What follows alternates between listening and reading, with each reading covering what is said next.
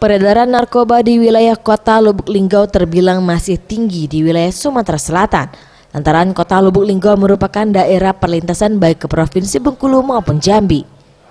Untuk itu BNN Kota Lubuk Linggau terus berupaya melakukan pencegahan dan penindakan meskipun diakui Kepala BNN Lubuk Linggau AKBP Himawan Riyadi.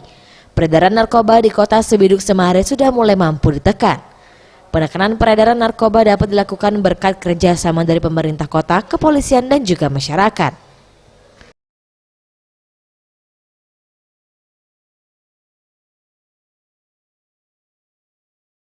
Selain itu, saat ini sebagai upaya pemberantasan narkoba, telah dibentuk tim khusus Polres Lubuk Linggau yang gencar melakukan pemberantasan bahaya narkoba, ditambah dengan peran aktif dari lingkungan masyarakat.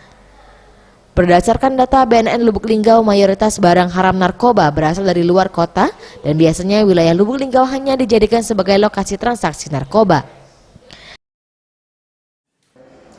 Jadi yang ada nih yang istilahnya apa? Kecil-kecil itu, yang kecil-kecil. Tapi kalau yang pengedarnya sudah banyak ditindak oleh Polres karena Polres intens betul. Dia ada punya tim khusus ya, tim sus dan kinerjanya sangat baik gitu ya, sangat baik. Sehingga kami lebih fokus ke program pencegahan dan rehabilitasi penuntasan. Makanya informasi yang dapat untuk pengedar memang sudah mulai gerak lah gitu ya. Nah, makanya yang masuk ini dari luar, barangnya dari luar masuk ke di Lubuk Linggau dari.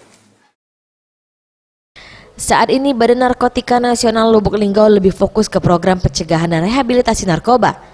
Namun tidak menutup kemungkinan dilakukan pemberantasan narkoba jika Polres Lubuk Linggau belum menjangkaunya. Tim Liputan Sriwijaya TV.